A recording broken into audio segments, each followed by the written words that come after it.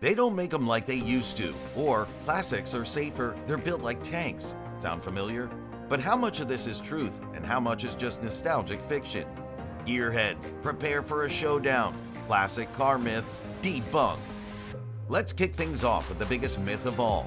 Classic cars are somehow better built than modern cars. Sounds strange, right? But let's look under the hood.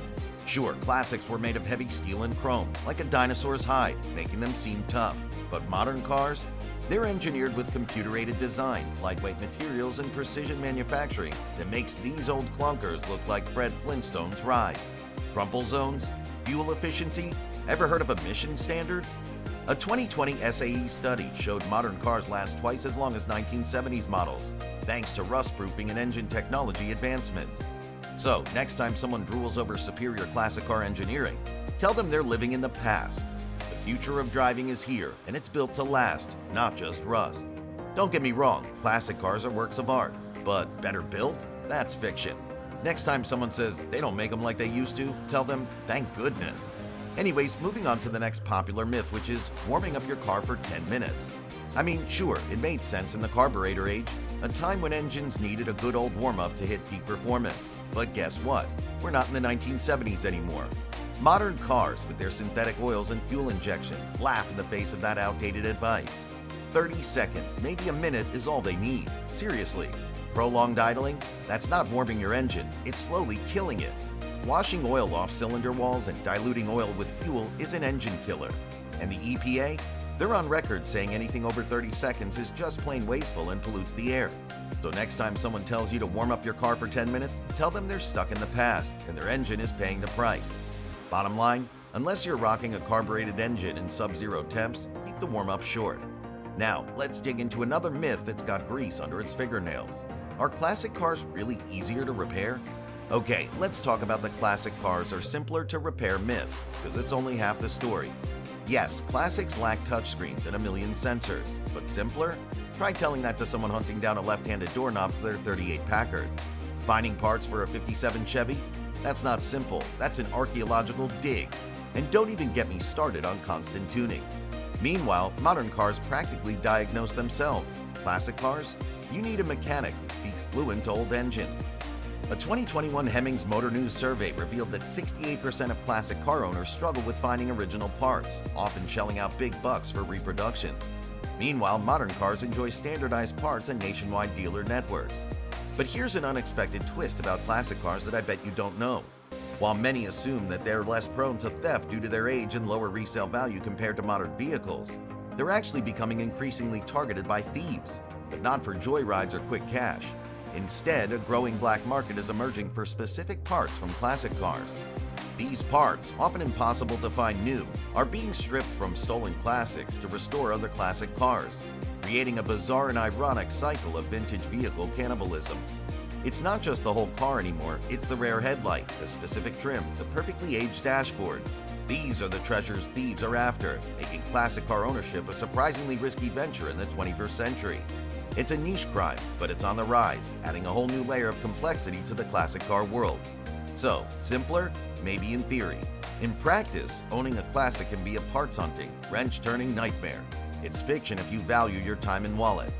Alright, while we're talking about what's under the hood, let's clear the air on a fuel-related myth. Always use high-octane fuel in classic cars. Do you really think premium fuel is a must for your classic car? Think again. Unless your owner's manual demands it, you're just burning cash, literally. Most vintage engines were designed for low-octane leaded gas, which is long gone. So why do some owners insist on high-octane fuel? Marketing? Misinformation? Fear? The truth is, octane ratings don't work like magic. If your engine wasn't built for it, you're not getting extra power, you're just paying extra at the pump. Now, don't get me wrong, modern ethanol-blended fuels can wreak havoc on rubber seals in older fuel systems. But the solution isn't blindly dumping in premium gas. Instead, follow the Classic Car Trust's advice. Consult an expert before upgrading. You might discover your beloved ride runs just fine on regular, and that high-octane hype is just another expensive myth. Still convinced premium fuel is a must? Or ready to save some cash? Now, let's shift gears to a myth that could literally be a matter of life and death. So some people swear that classic cars are safer because they're heavier and made of solid steel. Sounds logical, right? More metal equals more protection? Wrong. That steel body you're relying on, it transfers crash force directly to you. Modern cars are designed to sacrifice themselves to save passengers. Ever heard of crumple zones, airbags, ABS, seatbelt tech? Classic cars have none of that. It's just you, the steering column, and a dashboard made of hard metal. Don't believe me? NHTSA data proves you're 3 times more likely to die in a 1960s car than a modern one in a collision. Safety isn't about weight, it's about engineering. So next time someone tells you that a classic car is safer, ask them this. Would you rather be in a crash in a 2023 sedan or a 1965 muscle car? If they pick the classic, they're living dangerously and maybe not for long. Okay, now let's talk a money myth. Is that 57 Bel Air in your garage really a golden ticket to retirement? So the idea that buying a classic car is like snagging a winning lottery ticket. Sure, some Ferraris or Shelby Cobras skyrocket in value, but let's get real, most don't. Think your old muscle car is your retirement plan? Think again. Rareness, pop culture influence, and condition dictate value, not just age. And here's the kicker. Hagerty Insurance reports that 80% of classics bought in the 2000s have either depreciated or stayed flat. And let's talk restoration costs. It's easy to sink thousands into paint jobs, engine rebuilds, and OEM parts, only to realize you'll never break even. That barn find might look like a gold mine until you're $50K deep in repairs. Bottom line, unless you're playing in the exotic car league, your classic is more likely a money pit than an investment. Love classic cars? Buy one. But if you're banking on it to make you rich, you're better off buying stocks or a lottery ticket. Now this brings us to one of the biggest classic car myths, which is, should you always stick with original parts? Purists will tell you that swapping out original components is a sin, and that anything less than factory spec destroys the authenticity of a classic car. But let's be real. Technology's improved, and modern upgrades can make your classic safer, more reliable, and more fun to drive. Take tires, for example. Those 1960s bias ply tires? They had terrible grip compared to today's radial tires. And brake pads? Modern materials provide better stopping power, reducing your chances of turning your beloved classic into scrap metal. Even electrical components have come a long way. Modern ignition systems mean easier starts and fewer breakdowns. And guess what? Even the Antique Automobile Club of America recognizes reality. They allow certain modifications in judging.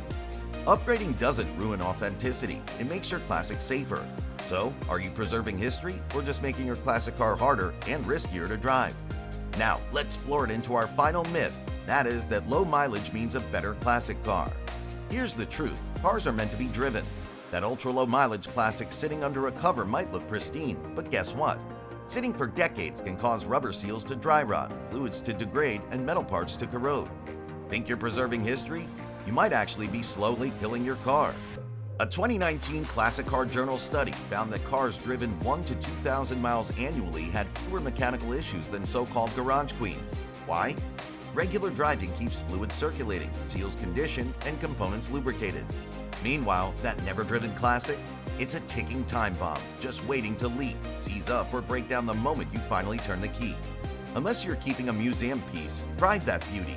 A classic car wasn't built to be a statue, it was built to be on the road, roaring like it was meant to. So, are you saving it or letting it silently rot? So there you have it, folks. Classic car myths busted. Whether you're a seasoned collector or a newbie, remember, classics are about passion, not perfection. Do you have a myth you want us to tackle? Drop it in the comments. If you enjoyed this video, make sure to check out our previous video, What Are Muscle Cars? We appreciate that many of you enjoy our videos, but a large portion of our viewers haven't yet subscribed. So if you've been enjoying what you see, please consider subscribing. It would mean the world to us.